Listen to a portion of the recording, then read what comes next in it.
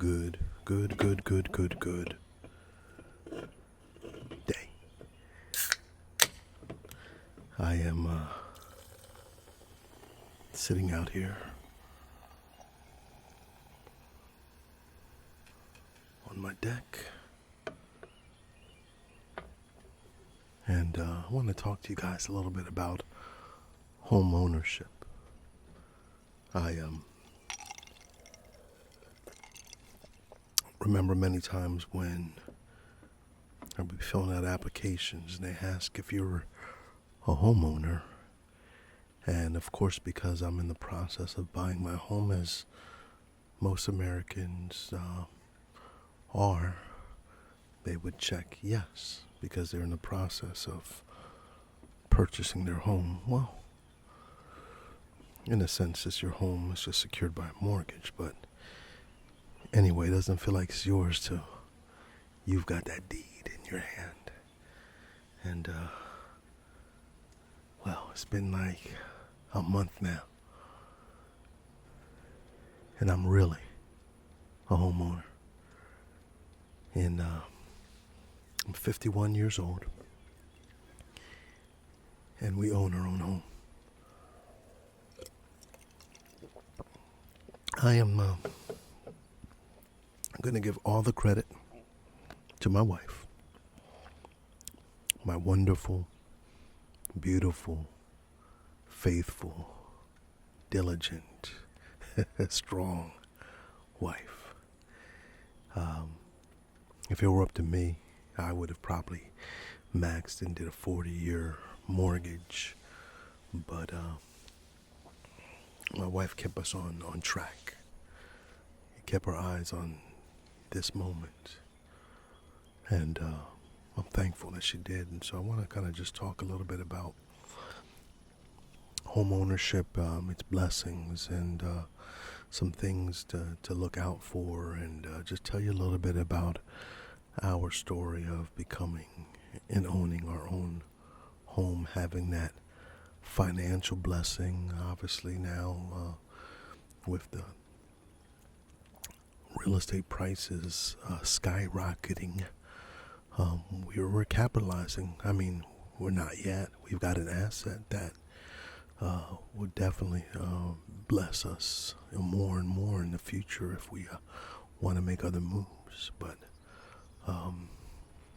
we've got some financial blessings and benefits because of this. And then also just the personal satisfaction of knowing that no one can take this. I mean, of course I got to pay my taxes and all, taxes still, but nevertheless, as long as we do what we have to do, this is ours. And it's an asset that we can use to leverage so much stuff if we desire to. But we'll see what the future brings on that. And then, of course, that personal satisfaction. I don't know many people that outright own their homes. I don't know many people my age that outright own their homes. And so this personal satisfaction and sense of accomplishment and be able to do this, and of course knowing that we have something to pass on to our children. We've got an asset. We've got something that's going to be able to help them also. And so that too is a blessing.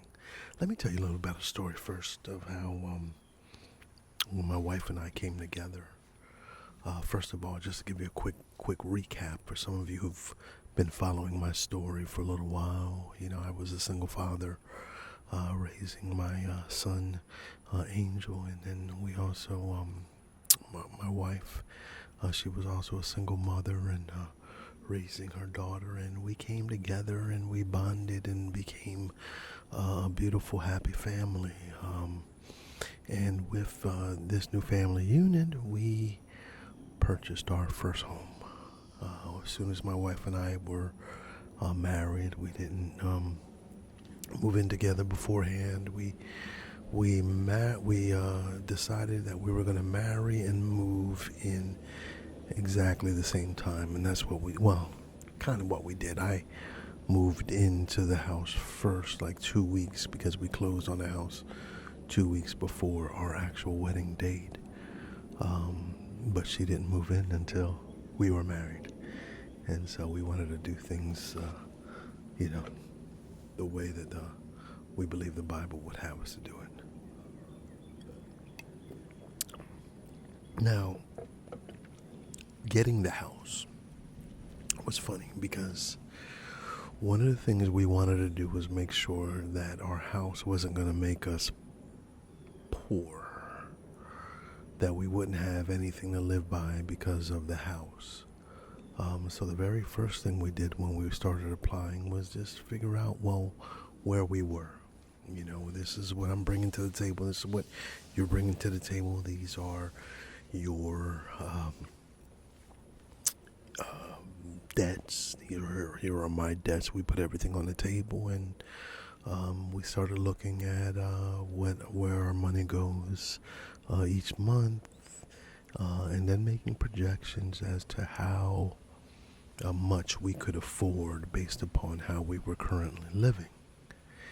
Well, we had our figure, and we went to the bank, and we told the bank, hey,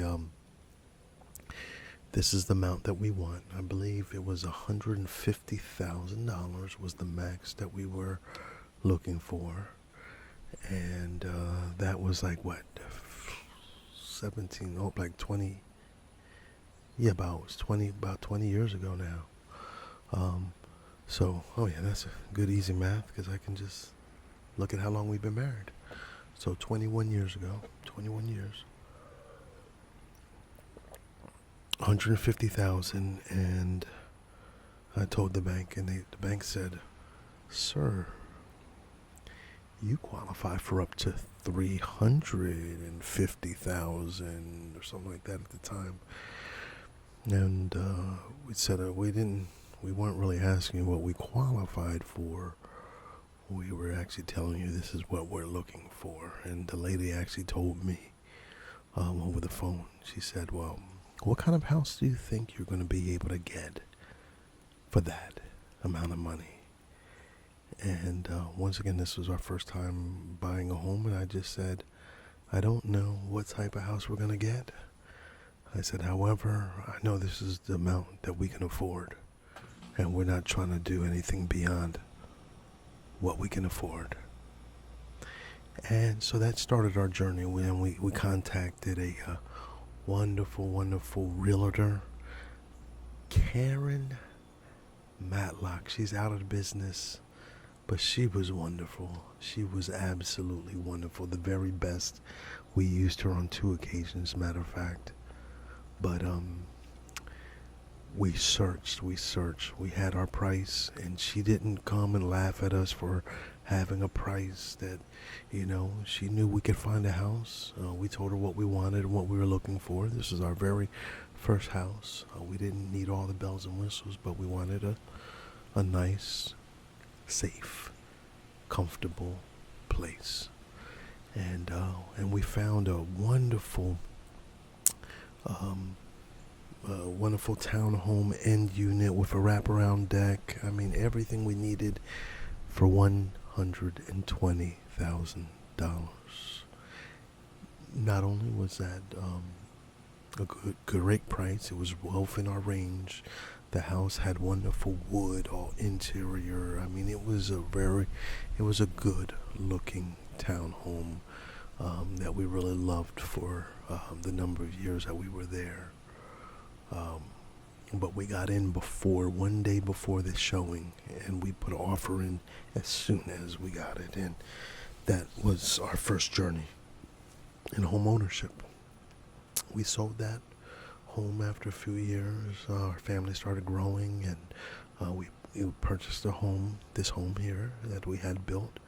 And then we moved here, and initially we got a 30-year mortgage. Right, 30-year mortgage, and then after a number of years, we got it down to 15.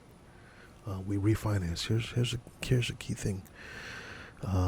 if the refinancing makes sense, if the rates drop, refinancing could be a great, great, great benefit to paying off your mortgage early. I'll give you some tips on paying off that mortgage a little bit earlier, but refinancing is definitely one of the tools that we used. But here's what we did in refinancing. We actually twice, and it was intentional, but it wasn't planned. We actually refinanced, got a better deal, and because we were getting a better deal on a lower price, we also got better terms. What I mean is, we were in a 30-year, and we went down to a 20-year. The money that we were going to save, we just tried to keep it almost the same to what we were already paying. So we didn't really realize the benefit on a monthly basis, but you did get the benefit because of the lower interest rate. Then in the long term benefits of paying off your house earlier, because we got the terms down, because the interest rate was down, it brought down the price. So it was kind of like we were almost not at it exactly at a wash, but close enough that we didn't even feel it. Even if we were paying a little bit more, our terms got a whole lot better, if you get my drift.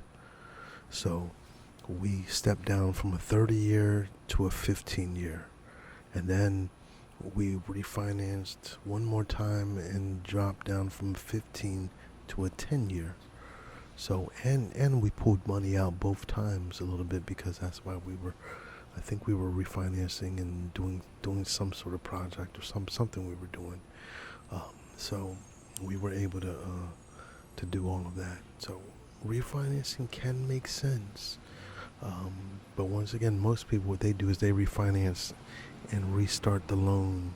Like if they have a 30-year loan, they'll refinance and then restart a whole new 30-year loan again. That's not the way. I'm not saying there's nothing wrong with that, but I'm just saying that's not the way we did it, and that's not how, that wouldn't have got us to where we are today if we had done that.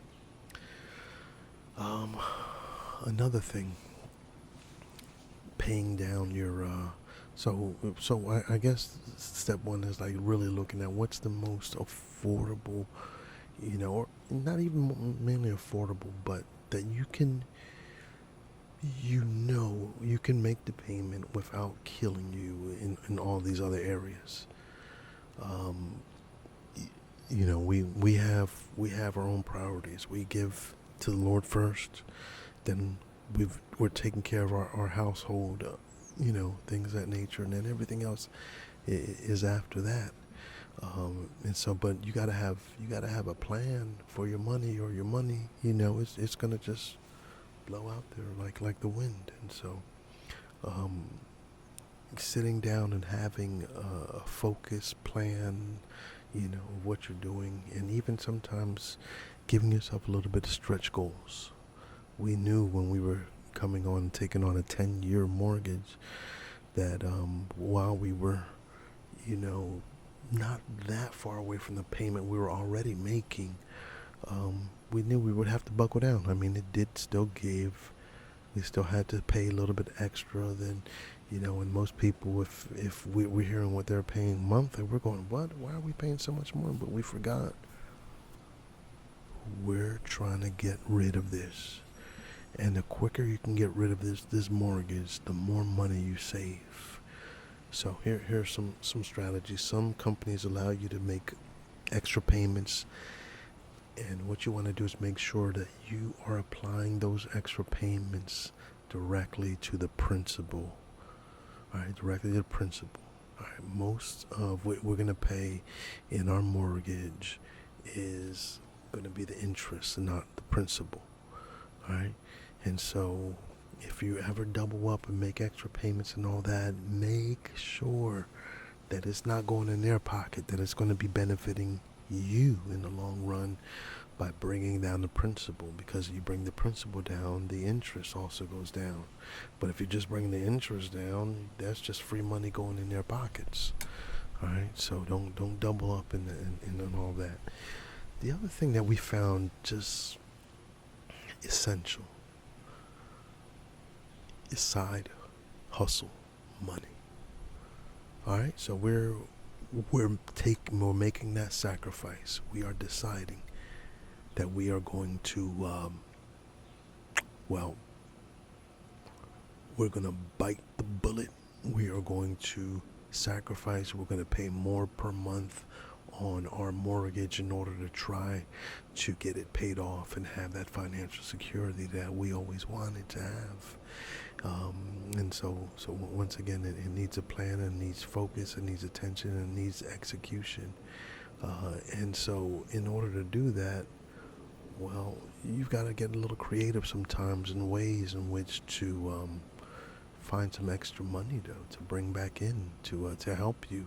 Because I still like to get a burger whenever I want to get a burger. I still need to put gas in the car. I still need to make sure, the kids have the things they need for sports and camps and all these other things. And then, of course, stuff that comes up. And then, of course, future things. So we gotta start preparing for that. And well, if we're paying more in our mortgage, that means we're going to have less elsewhere. So one of the things that's been beneficial to us has been side hustles. If you've been a follower of this channel, and well, if you're not, I don't know why not. I mean, what are you waiting for? Please subscribe. Okay. But nevertheless, if you're a follower of this channel, then you already know. I do some side hustles. I go to auctions.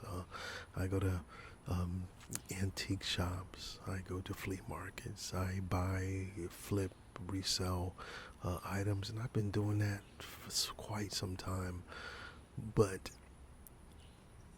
you'd be amazed at how diligent you are to doing those things when you need it in order to put food on the table. When you know that that's going to be, well, maybe that might not be as dramatic. I didn't need to put food on the table, but I needed it to have that kind of, those little extras, the little extras.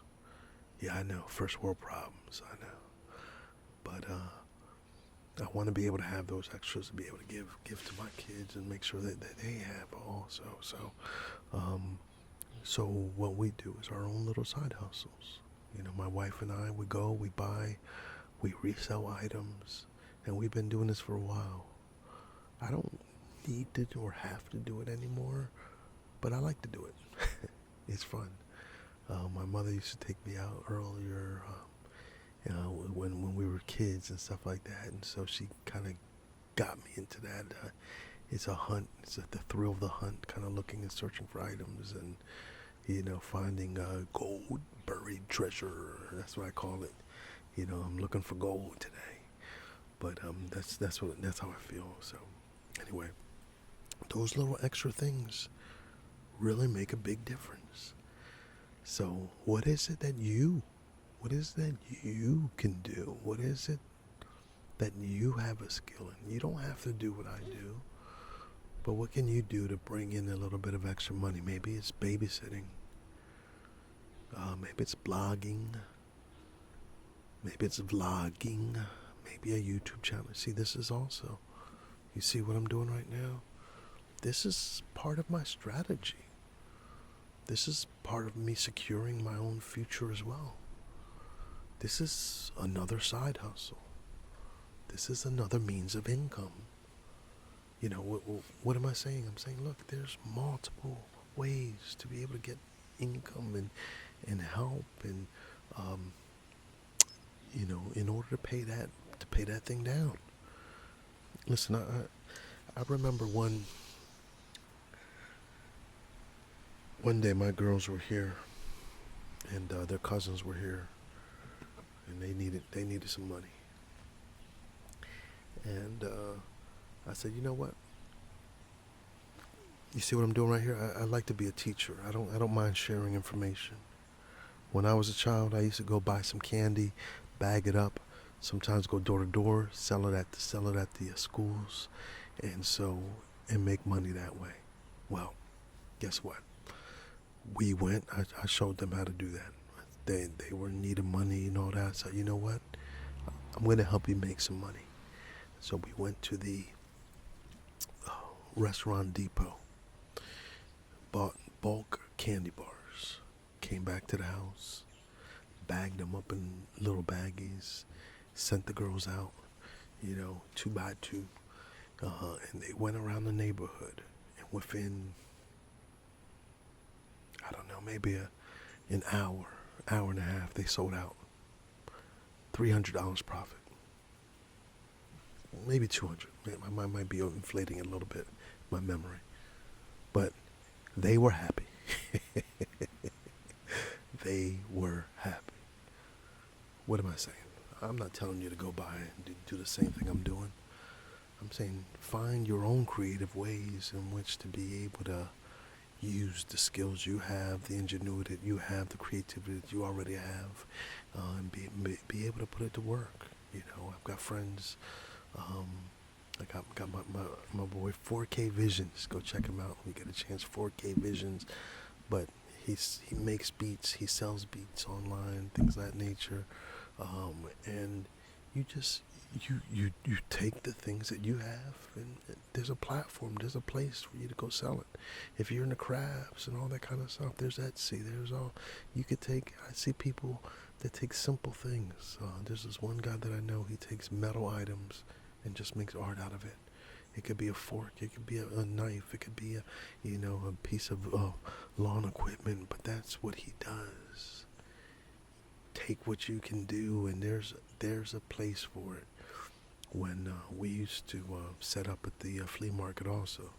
That's why if you notice when you see me walking through flea markets and stuff like that, I'm talking to a lot of people. I know these people. This my peoples. It's my peoples. And so walking down there. Well, we used to sometimes set up out there. Mainly our business has always been online, but whenever we get too much stuff, we would go out. That'd be an outlet for us. Go to the flea market, set up a table, and sell whatever remaining stuff we have. Well, every time we went out, we made money.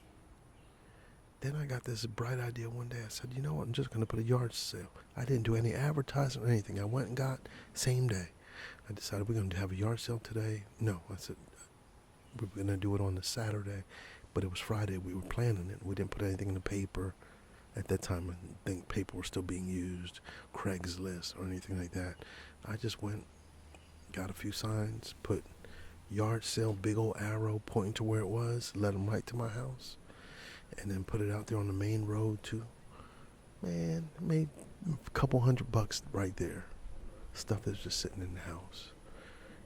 My aunt used to she would take little cans of juice. No, she would make her own juice rather, and then put them in like little trays, and then put like a little stick inside of them, little ice trays. Made little ice pops and would sell those. Sell candy. She had a whole little store inside her own apartment because the apartment complex where they were was a little far from the store. So she had all the kids coming for little ices, little coconut ices, Kool-Aid ices, and candy and stuff like that. Guess what? She was making her own little side hustle to help out with the home. There are so many things you can do, right? But let me just warn you from this one thing. I already talked about this when I was telling my story, but I want to make sure that you hear me loud and clear. Because while I'm telling you to try to do a little stretch, if you can do stretch and all that, also be realistic. Don't take on more than you can realistically do. We knew we could do it. We just knew we'd have to scrape a little bit or, and all of that in order to be able to do it. But it was manageable. The number said so. Don't just operate on blind faith. I know a lot of people have done that. And they went and bought houses that was way more than they could afford. And they were only hoping on hope. And within, 1 year, that house was gone. So make sure that once you're planning for the very end. What we did, once again, is we, how do I put this? We started with a starter home. That wasn't our dream home. The dream home was not the corner end unit. I didn't want any home. I wanted a freestanding single family home, right?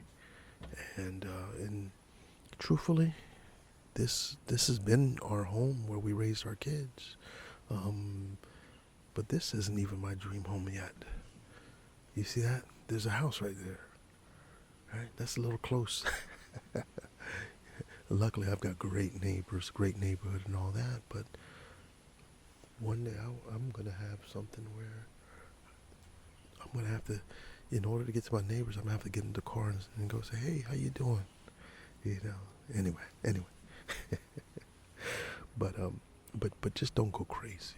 That's really what I'm saying. Don't go crazy. Don't try to take on more than you can take on. And even though the numbers aren't showing it, we still doing it in faith, hoping that God, look at what God is blessing me with. I've been seeing people use that God's blessing me with this house so many times. I'm like, I don't know.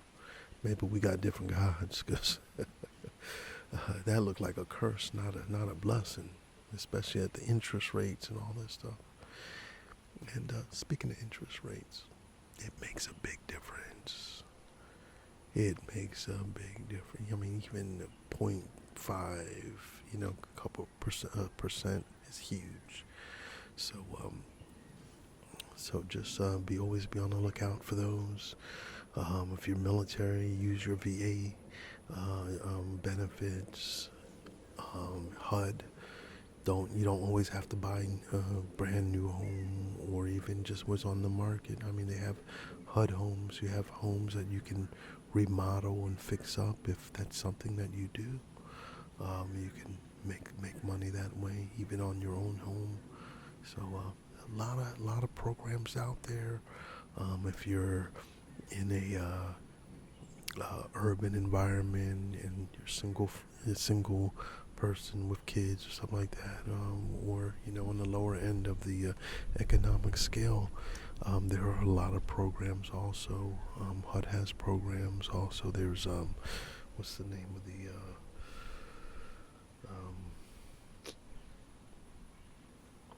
the housing place? It'll come to my mind in a second. Well, it's not coming to my mind, so maybe as I start talking, it will. But nevertheless, Google it. Go to a chat bot like ChatGPT or something like that, and say, "Look, I'm looking to buy a new home in my area. What are the things I should look for, and all that? What resources? What professionals should I talk to? All of that." Because I know for myself, it was very intimidating. I remember the day that even we were buying the house, and man, the stack of papers was like this. And I'm a person, I want to understand everything. There's no way I could understand everything that was being said. There was no way I could read all the papers I had to sign. There was no way I knew all that I was really getting into. But I got on in there and signed that form, and luckily it's worked out. But hey, I'm gonna sign off. I'm glad you guys have been able to be on here for a little bit. I'm not, I'm just giving you some inspiration today more than anything. The information that I've been giving you is just stuff I've gone through, and I'm just trying to give you a few tidbits and some things to think about if you are also in the market and trying to purchase a home also. All right. Take care, be blessed, and I'll talk to you soon, probably my next video. Not sure, I probably won't be doing a roleplay video for the next few days, because we're getting ready to go on vacation in Tampa, Florida. So you'll probably see some stuff. You know me when I'm traveling, so I'll definitely take some pics and do something as we're traveling. But more than likely, no more. Excuse me, no more roleplay videos until sometime next week, more than likely. But you never know with me, so stay tuned. Love you guys. Thank you for being here. You guys, this channel has been a great sense of encouragement, and I really appreciate each and every one of you. Sky's the limit. Looking forward to what the future's going to bring. And all right, let me shut my mouth. All right. Talk to you later. God bless.